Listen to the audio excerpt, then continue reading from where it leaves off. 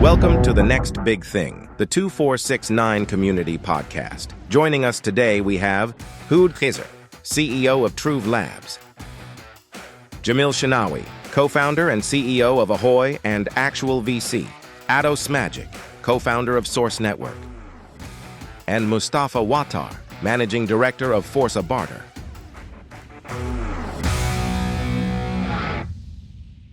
Welcome to The Next Big Thing. Today we're talking about the importance of building the right team. Who wants to start? I'll go, I guess. Okay, it's very important. Yeah. So I've been in the process of building a team for the past 6 months, I would say. And to say the least, it has been challenging. It has its challenges. The biggest difficulty, I would say, is finding the right talent with the right kind of attitude. So skill set is one thing. And if you're working in the niche area, especially in deep tech, the number of people who know the skill set that you are demanding is already very few. And then to add to complexity on top of it, startup culture has its nuances and it's not for everybody. People like to have some kind of consistency or maybe security about their future. And startups, especially in the MENA region, can't really offer that right now. So I think this has been one of the most challenging tasks that I have been given to date. I would like your thoughts on this. Every time you have to put together people and they come from various backgrounds, that's always a challenging task to execute on. When we previously scaled our teams, you have to take into account many factors, backgrounds, like you mentioned, expertise, but also you have to try to kind of bring out of them through the interview process the fit. You don't necessarily want them to fit your culture, at least the way we looked at it. We want them to have the right mindset to come into our culture and then make the team, the culture that they want to be. So we believe heavily in empowering the teams to own the piece of our tech stack that they're building, and rather than having a top-down approach where we tell the teams how to organize themselves and how to build and they can then do the inverse of blaming us for, oh, we couldn't deliver because you set the timelines and everything, and we didn't do that ourselves. We chose the opposite, where we chose to hire teams that and individuals within those teams that are self-starters that can own the piece of our stack that they're building. But that also comes with challenges. For example, if you try to bring on people from enterprise world, they're not familiar with that. They're not used to that type of framework. And so do you bring them on and try to teach them or coach them to becoming comfortable with that? We tried. It didn't work well, so we had to kind of let go of those people. And it made the process a little bit harder because we had to find the people that can fit right into that system. It's like getting married because your kids will look a certain way, not because you love a person. You can't do things based on the outcome. You can't hire from skill. I don't believe hiring from skill works, actually. I think this is kind of what you were saying, mindset and attitude, a bit of culture as well. The culture kind of actually gets made up as you actually build a team. There is no specific culture because the certain dynamic of a certain group of people is actually what creates that culture. We called it the operating system. So if they came preloaded with the operating system of what we, as in they were aligned with our beliefs, then that was good enough for us. Yeah, but don't you think it becomes increasingly difficult to find the right guy? So let's say you have deadlines, right? And despite the argument that the skill is not the necessary ingredient here for hiring the right kind of people, attitude and mindset is, but still for the short-term goals that you have, you need those kind of people with right kind of skill set to deliver those products. Otherwise, you'll be missing your deadlines anyways. The thing is, I think all of those traits or those qualities that we look hire someone or building a team within a startup, I think those are maybe challenging, of course, but in startups realm, things changes on gradual basis. Every day you have a new thing, something pops up in your face. You don't expect what what's coming in the next day. So I try to hire a lot of people. In startups, you need to hire very fast, and if things doesn't work, you have to move to the next person. You have to fire very fast. Yeah, you have to fire very fast. But the thing is, I try to look at different kind of things, because most of the time you can find the skill set. You can find it because these are things learned, taught, and they can even adapt later on a later stage. But when I look for people who understands what is the process happening in the startups itself, because it's a different form of a company. It's not stable. Things goes ups and downs. Things you don't expect. To be honest, I change like a plan changes on a gradual basis. Yeah, so you need people to understand the cycle here, the agility, and they need to be self-motivated, because it is very frustrating to work in a startup, to be honest, because changes a lot. There is no stability. I'm talking about all levels, financial, team, culture, HR, marketing, everything changes on gradual basis. And this is the things I recently start to believe that, people needs to understand that this is a different form of a company. Yeah, but sorry. would you agree that it takes a lot of time to build the right team? No, it definitely takes a lot of time. To your earlier point, yeah, exactly. One thing that we also were cognizant, obviously we learned, we weren't smart enough to think of that ahead of time, is that if you introduce the wrong person into a team from a skill set perspective and or fit perspective, then they drag down the rest of the team because they're having to compensate. So you mentioned we have to ship, by certain deadlines and all that stuff. You also have to be cognizant of, if you introduce the wrong person into the team, it can slow down the entire team. And so that team that already exists might be, late by a couple of weeks or a month, versus if you think that you can scale a team, to accelerate it, but that slows down the current team, then you might end up being late 2 months, right? So you have to kind of balance those trade-offs, which is obviously difficult to predict. But so my take on this is, I've divided the plan and the hiring plan into 3 things: short-term, medium-term, and long-term.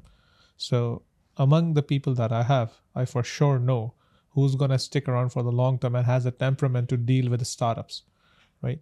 And in startups, I think there's one more thing that's very essential, which is ownership of your task or the product that you're working on, right? And it's just not the tech things that you have to do in a startup when you're building something. You also have to look at the legal side, the commercial side, how the users are going to be onboarded, how it's going to be marketed. So everything. And this is not for everybody. Literally, I was having this conversation with my team the other day, and some of the people are very excited that they will get to see the other side of the picture, the financial aspects of it. But some were very reluctant. Some said that this is beyond the scope of responsibility that has been assigned to us, which tells me, okay, this guy is the long-term guy that I'm going to bet upon. And, the other members of the team may be probably medium to short-term to churn out the products right now, and they wouldn't be able to stay with us for the longer duration that we see. Also, the skill set thing that I see here. So for short-term things, I know sometimes that this person is not going to work out, but I have needs to meet, I have demands to meet, customer timelines, right? And I onboard those people. But as Jamil said, Mustafa was getting around the word fire, but hire fast, fire fast, right? So I think it's very important, that aspect. You need to have a hiring strategy, building a team strategy, and you also should have contingency plan for churning out the people in due time. In my experience, every time I've hired someone for the skill set, but they weren't the right fit, it dragged the team down. It did what he said. Yeah. I'm going to also refer to something you said earlier. So you said it's increasingly difficult. I don't agree at all. I agree it's difficult, and that's it. It's always going to be difficult. Yeah. Nothing new can be created there's no recipe really. And if you take methodologies of traditional HR and skill set mapping and all that BS, it really doesn't work. Doesn't work. Doesn't work at all. Honestly, if that worked, we would have 50 people by now. Yeah. Honestly speaking. No, it doesn't work. It works when you have a big stable company. Yes, I think the whole HR system. Big stable companies don't do great things. Yeah, They acquired them. that's why. Yeah, exactly. They acquired And it. honestly, if you would have 50 people by now, like you said, if that problem was solved, that itself is a problem. Having 50 people, never 50 people actually could build something great. It's always the few. Yeah. True. And I think on that aspect of skill set and hiring processes, I think the interview process is also very important, because the way they interview the HR professionals, I don't do interviews. it's designed to set you I up for don't do- failure. Like literally, I cannot figure out a person or his ability to do something by having 60-minute calls, right? Unless and until you're willing to onboard a person and have them work on some real problem with the team and how they integrate with the team, how they solve those problems, you wouldn't be able to tell. This is it. Yeah. And like actually- oh, go ahead. I'm sorry, but if you look at HR consultants, since 2018, we've been trying a lot of them. And we have hired this many, not 0, this many successful roles on them. And we've tried a lot. Yeah. And we've had a lot of people come in. Never a fit. And the 90% of the people that came in from HR, I don't know what you call it, talent acquisition Talent Yeah. acquisition. or headhunting. Maybe. And It depends. All those guys that came, they fit everything we actually asked for, but they can't gauge skill set or culture. And in a way, the HR consultant would actually go and give them a heads up, so they're acting when you meet them. Yeah. So it was predicated and planned for failure. But the other thing that we notice is that the majority of these people they're coming with a plan, like you're a stepping stone to them because you're a startup, Yeah. until they find their next corporate job. So it was extremely frustrating. There was this certain gentleman, I can't forget his story, and he was transitioning from his role in one of the biggest food delivery companies. He knew where he's going 2 months later. He just didn't want to stay without a pay for 2 months. This is the story. Yeah. That's what I was gonna say. That those type of people have different incentives. If he's watching, I'd like to tell him. They get paid for they get paid to find you someone to stay with you for 3 months. If they stay with you for 3 months, they get their full commission. Yes. They don't care anything about after 3 months. Right? Even the way they're paid is dumb. Yeah. I mean, holy hell. You get one paycheck or 20% of this the person's first pay. year, and The whole paradigm is driving the whole thing down, where I'm going to try to pay less because I want to say, like, I don't know, it doesn't work. Yeah, I know. I think the best solution, the way we look at it, is to empower the existing team members to decide who they bring on Thank you. as far as like the skill set. So the way the model that we're moving towards, we've done it so far, but the early hires were essentially decided by us, like the co-founders and early kind of C-level people. But going forward, we've flipped the process where we don't do the skill fit, kind of first. What we do is at the C level, like me, my co-founder, and my COO and whatnot, we interview them for cultural fit. I think it's important to have the co-founders, at least one of us, to interview the first 100, let's say, people that we hire, just to make sure that the culture fit is there. And from that point on, we essentially create a data bank of CVs that any team member that they need to hire, replace, or whatever it is, it's on them to decide how they want to test for the skill fit. So they know already they're pre-approved culturally, or like they have that OS that I mentioned earlier, that they fit what we're doing. And then from that point on, it's on the teams to decide. So some team might say this is not a great candidate fit for us, but another team might like their skill set. It's just because different teams have different technological requirements, different expectations, different processes of how they like to do stuff, and different compositions, right? And so we leave that to the teams. We don't dictate that on them. However, like, I have a small cautionary tale to carry as well, with as a caveat to this. So if you look back in 2018, we did this actually, exactly what you just said.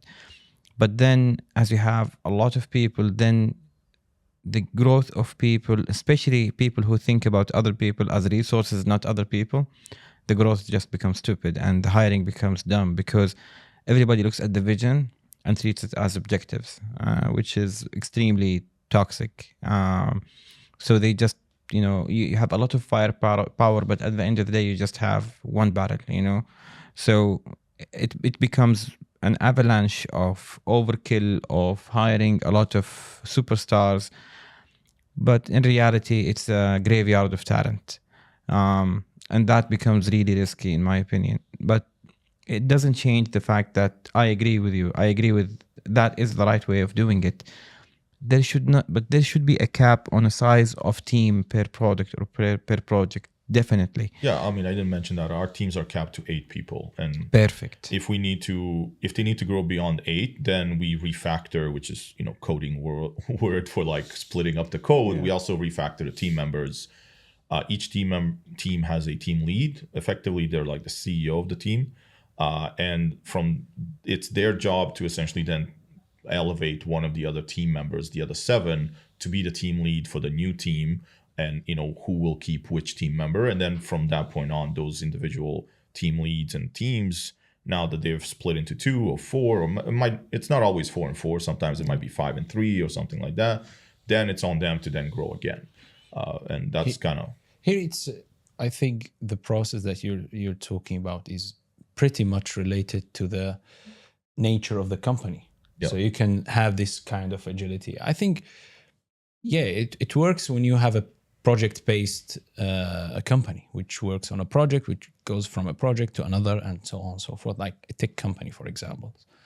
But I have a different story, to be honest. We can't do this, agility, to split up and do things here and there. We need to go with the traditional way sometime. But the thing is, you need those people who have, sometimes they can put the task for themselves and put the targets based on the vision, and from that angle they can set their like short-term and long-term targets. I know it's still something not so good at the beginning. At the beginning it works. No, but on the longer stage, no, it doesn't work. There like is 100%. there is a difference. So probably we're talking from our own perspective, which is we're trying to create a breakthrough in development. What you're talking about is more of a waterfall scenario of development, where you have a client and you're developing a certain product for a client on a waterfall basis. Yes. The requirements have been elicited from the get-go. And I think like the 3 of us, we're the wrong crowd. We're not that. We're more on trying to, but then what you just said also valid for that case. But let me transition a little bit and just spice this a bit. Let me ask you about the one thing that you look for to avoid when you're trying to interview or meet somebody for a cup of coffee that you want to hire, which is the thing I like to do, honestly, the most. Something to avoid in them, or avoid so you're looking at a red flag in them, kind of, but it is the most important one for you that you're looking for, you're searching for. Okay, so I think I'll go first. Generally speaking, I asked the question that where do you see yourself in the next couple of years, right? And there are a few wrong answers here. So especially the culture, or you could say the background I come from, everybody wants to be a manager down the line, right? And this is generally the answer, that I want to be managing a team of 5 developers, and that's an instant red flag to me. The reason being that they don't love what they do and they're just pretending to do it. And as soon as they are capable of moving out of this cycle, they want to become a manager and push the work onto somebody. So it's like they're doing this job because it's a punishment until they get there. Okay, but so what's the best statement you heard in the same point? Okay, so I've heard that people want to build their own products down the line. That's one of the good things, that they feel strongly for their work. Sometimes I've heard that they want to grow their skill set towards other technologies as well, which is always a welcome. So I think these two start their own startup, I think, as well. That's something very positive, So these, I think, are the qualities that you look for when you ask for people, like what they see. Anything to do with leading, managing, doing some diploma or some certification, like the concepts that the world adheres to, but not strictly related to a skill set or how they want to grow. I think that's because it's also signaling humbleness. So they know that they don't know everything, which I think should be the poise of everybody in technology. You can't be overarching. Okay. So what about you guys? For me, when the candidate, for example, agrees with me on everything. This is a red flag for me. A pleaser. Yeah, a pleaser who Yes, agrees on person. every single point I say, because I try to challenge him sometimes or challenge her. If he's someone or she's someone agreeable, so this is a red flag, because in startups, just like us, it's we're a tech company, but we don't develop technology. We are only a website, a platform who serves people. So we need people who solve problems in untraditional way. So it shouldn't be someone who agrees on everything. Like, But yeah. yeah, for us, we kind of have something that we ask that's it's actually helped us quite a bit, but it's unique to what we are. So what we do is we're building like this data management platform, and so for developers. And so one question that we ask is, what does democratization of data mean to you? And that seems like it's not a HR question or anything like that. It's not even a developer question, but it's interesting at how many times, because they can fake that they are startup people, right? They can give you all the right answers because they've read startup books, they did all of that stuff.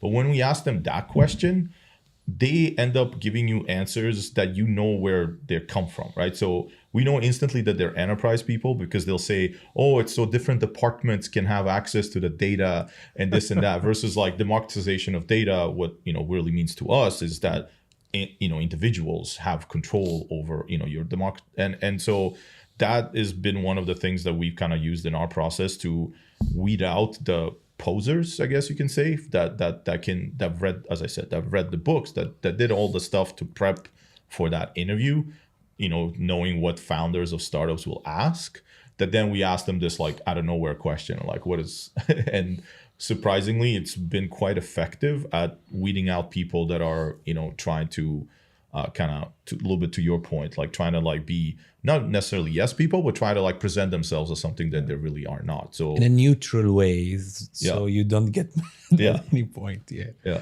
I mean, for me, the one thing I really look forward to avoid in hiring anyone is entitlement. I really hate that. And I never saw anybody with entitlement that actually worked out at the end. So what do I mean by entitlement? Entitlement in terms of, I have rights and I'm here to eat, to just do my role. I want my JD. I want to stick to my JD. In startups, that just doesn't work, as you all know. But in addition to some people, they are almost brought up to be factory workers by education, by family, by whatever. And you cannot bring a pot, put mediocre things and expect something awesome to come out. So you need outstanding people to actually create outstanding things. And of course, the standard of the benchmark of what's outstanding is messed up today. Outstanding doesn't mean good degrees. Outstanding doesn't mean a good ex-employer. Yes. Doesn't mean you have a certain skin color or accent or gender or whatever. Yeah. Or religion even, or what have you. I've seen people who hire just because they like a person. I've seen founders who do that, and that's really dangerous. Yeah.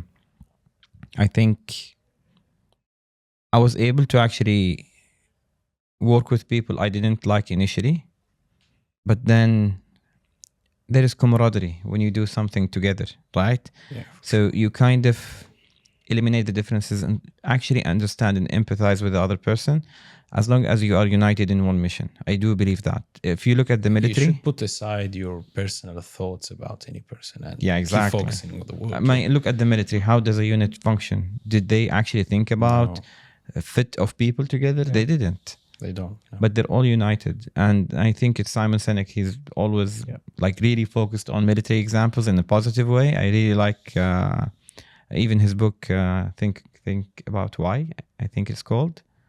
Simon Sinek. Think, yeah.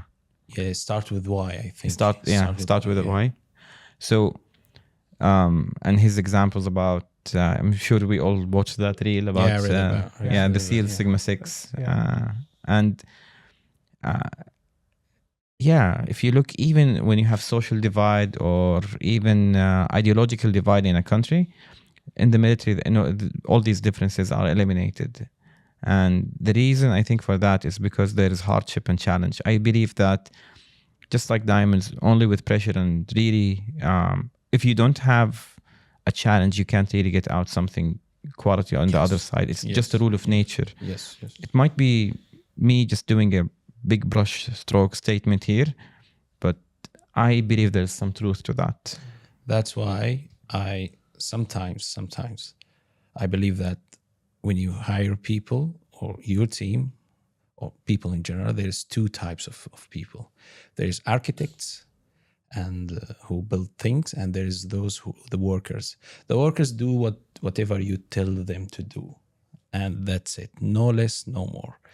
But when you bring someone who, as an architecture, he flies with his mind and try to build things out of nowhere and try to make great things. So when you hire people, you need architects at the beginning, at least. Yeah, and that was Of course, you need both. Yeah, no, I mean that was proven also by data from like Google. They love to do all kinds of data around their teams, and they looked at all of the people that they've hired and which ones had the, which ones created the most value for Google internally, and it ended up being that their data told them there was people that were whose companies they acquired, so they were founders that were used to just thinking outside the box, to your point, and creative enough to challenge the status quo even within Google, to say, but why don't we do this or that, versus the people that they tended to hire were just there as the workers. And so it's kind of interesting because they then shifted their hiring kind of mindset to try to screen for people that are former founders. Even if you failed 100 times, who cares? At least you have that mindset. That maintaining that is more important. Like the why not, and kind of stuff. And I think education, to be honest, like the scarcity of talent that I've talked about before, I think education is not doing us any favors. If you look at the system that we have right now, it's just catered towards churning out diploma holders. And literally, like if I speak from a personal experience, this list of diplomas in all CVs, 100%. So, and over time, like I have interviewed about 2,000 people. As soon as I see a certification of some sorts, that's a red flag to me that the person doesn't know anything about it, and he just went ahead and grabbed a certification or a diploma in that particular area just to show off that he has this skill. And believe me or not, like more than 80% of the time, person doesn't even know the basics of it. He just like, I went ahead and did this course from Coursera or somewhere else, and I think I'm an expert on the topic now. And experts from literally social media. Like I have run into people who have learned all they know about their particular craft only from social media. Like they have gone through LinkedIn posts, they have gone through courses on YouTube, and then they expect that they know what they're talking about. The people that are self-starters also extend that into education or learning, but it's self-learning. Like I was horrible at school. I only went because my parents forced me to go. But all of us, the best things I was at were the things that I was passionate about. Like you didn't have to tell me to go learn that. I had a problem that I needed to solve, and I will go learn and educate myself on what are the best methods to solve that problem, and look at different perspectives. And my co-founder, he has a background in number theory, but he, like when we needed to solve a problem in our cryptography, he read like 30 papers over a month to educate himself. And those people are the type of people that you need, because it's not a one time I did a 4-year degree or 60-year or whatever master. 100%. It's a ongoing process. And the people that are the self-starters, the out-of-the-box thinkers, they're the ones that will, first start with, let me first learn what others have done, and then I will come up with solutions. I will architect a solution, because I'm leaning on my thirst for knowledge too, because I want to build the best thing. But here's the deal. So if you look at MENA and UAE, for example, you need to have a diploma in order to get residency visa now, especially for my country. Like literally, there are developers in my country who could have gotten jobs here. They're very highly skilled, but now they can't anymore because they don't have a diploma. So I think the policy also needs No, to they change can. around. They can, but they can't get it as an engineer. No, they changed the policy in the past 3 months again. So anybody that doesn't have a bachelor's degree, like 16 years education degree from my country, they cannot even take visa now. Yeah, but there's a lot of general labor in the country, so I'm sure. Yeah, but they're not giving them. They're not renewing their visa anymore. Ah, It's chaos, literally. This is from the beginning of the year, I think. Yeah. Okay. So that's been chaotic. But you see here that the engineers, like especially in Pakistan, the country I come from, we have a lot of people who are working on digital economy, freelancers, and they're extremely talented people. I know some of them, but without a diploma, 16-year bachelor's degree, they wouldn't even be allowed to work here in the UAE anymore. And I think it should be on the policy level. And you literally look at the visa thing. You have cadres, engineers, and scientists and whatnot based on the educational qualifications you have. Personally, I was going towards a PhD, but then I stopped. Like, no, I don't think that this is going to do me any favors. That's 5 years of my life down the drain.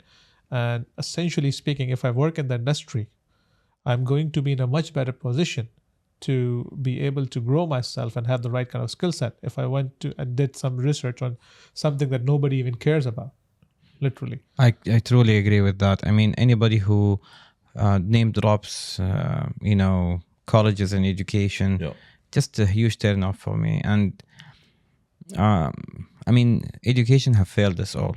I can say that comfortably. I mean, I'm a huge fan of deschooling for that reason, but I mean, programming. Yeah.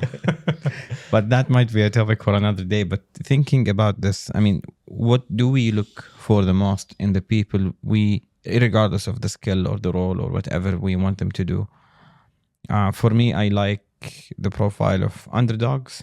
I really do. The untouchables. I want the untouchables that nobody wants to hire. I like those people, really. I like people who have grit about them and want to create. It might be mistaken for arrogance even sometimes, but it's not. And at the same time, yet they are human and humble. And the biggest challenge that I have is,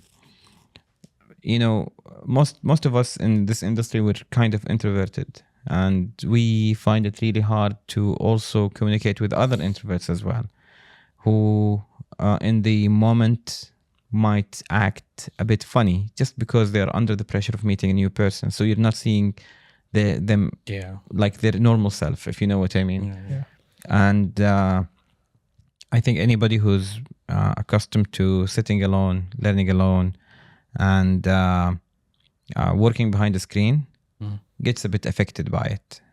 Even in the way they articulate themselves, they almost try to speak it in a very structured, sometimes even way, like a code base being written. No, that's not too well. I mean, that's what I really look for when I'm trying to build team members that are gonna basically build. But then when I'm working with people who are trying not to build but to support the builders, I look for open-mindedness. I look for empathy, and I definitely look for somebody who has, again, no entitlement, but it's the opposite of that. It's basically their ability to just get it done. Go-getters. And I think go-getters, doers. Regardless of everything else. Thank you. Get it done. Yes. I think even for those people, it's important to have. But to hire those people, definitely. To hire those people, you need really, really high level of emotional intelligence. I agree. Because you need to spot them on, and it is hard, to be honest. Honestly, anybody who wants to practice that, I don't think it's difficult. Just go and get a physical sales job. And after a couple of months, you would be a great judge of character and people. Yeah, because you meet a lot of people. Yeah. And by the way, we are in the company, I think we are 8 people. I just remembered that I don't have any CVs of them. 0 CVs. But I don't know if this is right or wrong, but this is, I think, because I made the hiring myself, because I'm the one who started the whole thing. But yeah, I didn't read. I mean, it feels funny when I read most CVs. Like some people, they put their pictures and they really post for it. Yeah, Some people, they mention their like marital status and stuff like that. And driving license too. yeah, very important I don't apparently. know anything about those, to be honest. Especially if you're not hiring to be a driver. I mean, Yeah. I mean, we're fortunate in the software world where the calling card of developers is their repos. And so True. just give us your GitHub repo or your... I think this is even this case is even worse in the tech companies, because the greatest people I've seen in my life in tech, as much as I know, they are not from tech backgrounds.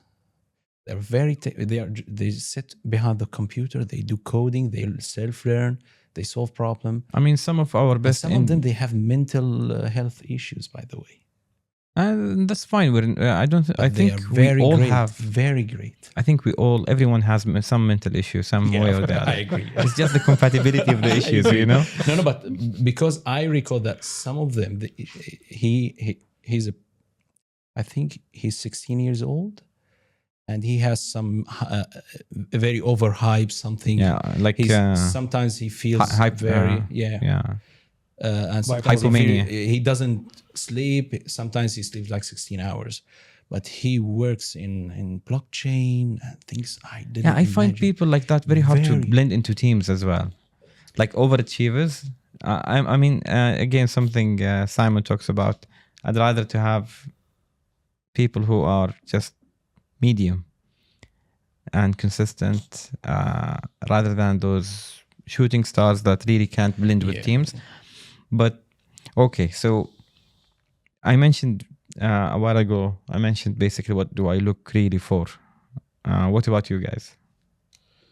Okay, so for me, of course, it's the passion and curiosity to learn more about whatever they're building. So I generally ask questions around theories, like some niche theory about it, maybe some book that I think that they might know about or might want to discuss. And the interview process that I conduct is more of a discussion, a conversation, rather than me asking questions. Okay, tell me, why don't you put the semicolon at the end of XYZ statement? Instead of that, we take a very different approach, just introducing yourselves and getting to know each other and discussing and geeking on about the advancements in technology and what do they think, right? Get your geek on. Exactly. And a lot of the times through those conversations, by the end of that conversation, you know that the person has real material interest in what they're talking about, or they just learned something on the internet for a few minutes and just prepared for the interview for like a standard template of questions.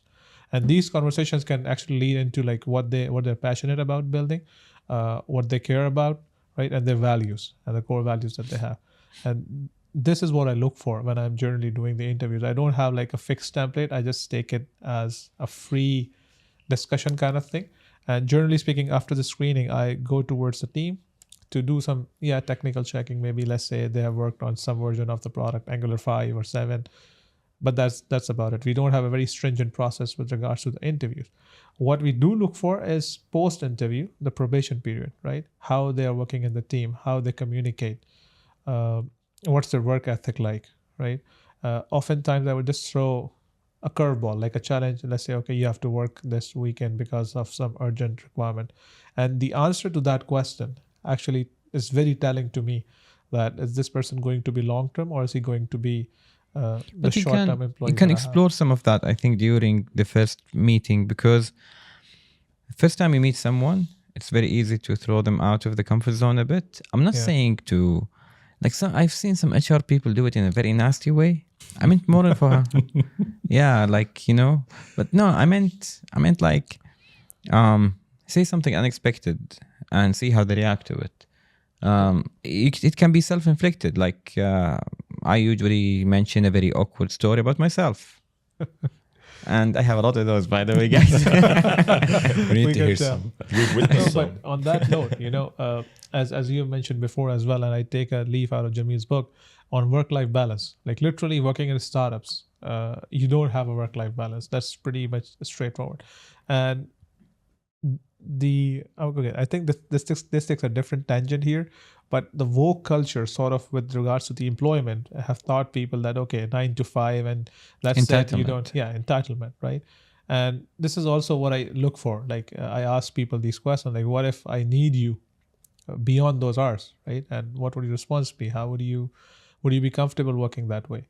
If somebody is asking me about holidays or leaves that they have in the first interview, I immediately flag them like, okay, I'm not going with this guy because Although they might be coming from an environment that has been toxic and hasn't given them anything. Yeah. So it might be a reaction on their end as well. probably, but it shouldn't be a priority, right? We can I discuss agree. this down the line, let's say when we're having negotiations, but mentioning this upfront. I have had people like this who have mentioned like, okay, what are your leave policies? Like literally in the first interaction, right? Which generally signals to me that this person cares more about the time off they will have rather than being excited about what they will be working on, right? So I personally believe with regard to the leave policy that we are all humans and we have needs, right? Sometimes I would need more time off if somebody's sick at my home mean, or I'm sick, right? It is a huge turnoff when somebody starts talking about something that's not about building. True. If you're hiring somebody to build with, you want that person to be, I know exactly what you mean by that. Yeah. Yeah, So- but sometimes in these cases, I try to shift the topic away from those things because, as Jamil said, some people has bad experiences. By the way, I interviewed one person. The first thing we talked about, he told me that I don't respond after 6 o'clock. First thing, but I understand that he had a bad story someday, so I try to shift the conversation so we can later on talk about that. Yeah. I try to focus on the things that I more interested in. And some people call themselves startups, but they don't give ESOP, they don't give any sort of startup environment perks. And I think then it's fair for somebody who's joining that team not to act, because if you try to just abuse someone by calling it startup, Yeah. or we are a startup like culture, but a subsidiary of a corporate or whatever, Yes. I don't think it's fair. Well, yeah, it's like HR departments trying to like position themselves to appear cool, and that's why they And they are can't do not. it. Yeah. Yeah, I don't know. Like how many people nowadays are also saying I'm a founder of this or that, but then you ask them what exactly do you do? Oh, it's an influencer on Instagram, and like what have you really founded?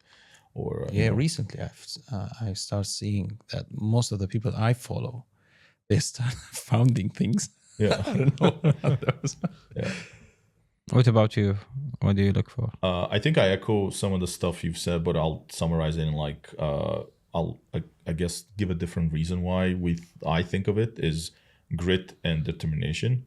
And the reason I look for that is that as a startup, I would say the early days are the fun and easier days, but as you go out into the product and get your product into the market, the pressure cooker starts kind of getting hotter and hotter, and people that especially if you're looking to empower these teams, you can't have people that are looking for pointing the fingers at others for failing, right? So one of the things that I try to look for are people that, because we've empowered you to own this part of our stack, then you have to be able to deal with the repercussions if there's a bug that that causes a major problem for someone else, that for a customer or that's using it or any of that, and those people that don't have that mentality or don't have that ability or capability to kind of be thrown out into the pressure cooker and handle it are not going to be a fit for the type of culture or a structure that we're trying to create, where each team owns their piece of the stack. And so that's why to us that's important, because we can't have them turn the finger to someone else, to another team, or to the to the C level or whatever it is. You were empowered, you made these decisions. If it resulted in a bad outcome, then you gotta own it. You can't just kind of the turtle, I forget what the turtle analogy is, but like I informed XYZ, and this is the blocker we had, and Yeah. that's it. Yeah. We're gonna sign Yeah, up. let's solve Hot it potato. regardless of who Yeah, did it or whose Yeah, and so mistake is. that's why that's important to us. Yeah. What about you? For me, I look for like different things. But what's the top? Yeah, most of the top, I like look for three major things, which is a problem solver who try to solve his own problems within the company and the company's problems, because we have a lot, to be honest. And every day we have new challenges. So a problem solving is really, really important. And people who understands our situation and our startup stage, we are in the, still in the go-to-market stage, some sort of. So they need to understand the situation. They need like certain skills they need to practice, and of course they need to be like self-cautious. They need to know that anytime something can pops up. I know it's very under pressure, but whenever we have a problem, we need to solve it right away. We cannot wait until the problem goes on a bigger scale, because now we are scaling. I'm talking about our, I'm just recalling the situation that I'm experiencing right now, and I'm trying to just express that. So whenever we are now launching, so if the problem goes bigger and we're scaling, so things might be harder to solve if we don't act immediately. So you need someone like a SWAT team who can interfere, solve the problem, and they have to have a high level of self-cautious. We look at it a little bit differently from that. We have, as Silicon Valley, most companies do this principle of like, let the fires burn until it becomes the biggest fire. And and it's only worth solving if it becomes the biggest fire that you have. Right. Otherwise, that's actually really potent. Yeah. Otherwise, it just becomes this, this thing that you're spreading yourself thin, and you don't know if that fire is just two customers complaining, or if that fire, is. And so you want to essentially arrive at the problem. Essentially, the other way of interpreting that or looking at that is find the lowest common denominator that can solve as many problems as possible. Yes. And one famous example was PayPal. Early on, they had issues with they didn't have a customer support team, and they essentially and so they would receive tons of emails, tons of calls. They didn't realize, essentially they were like, we didn't look at fixing it until those customers started knocking at the head office doors. That's one way to do it. Right? Yeah, that's when we're like, okay, now it's becoming a problem. Like, we've so ignored the calls, we've ignored the emails, so now we need to set up a customer support team, because clearly they're coming to our office. If there can be steps to do that, of course, it's a big issue. Yeah. Okay, so just as a means of wrapping up, I'd like to throw I'd like to throw this topic in just to kind of attempt to round the circle here. You build teams, and teams build products, and they actually build companies. Those teams, the company is not the logo and the name, but at the end of the day, products do change. And Agree. When products change and grow, even if you look at them, there are people who are fire starters, but they're not there to maintain the fire. They don't like it. They don't enjoy it. And sometimes the product cannot even survive or sustain with the same skill set that built it. Some companies are quite a dead end for talent because they are a one product company. Some companies are not. They are more about having a business by actually be ever innovative and developing and growing, etc. But what's your take on this?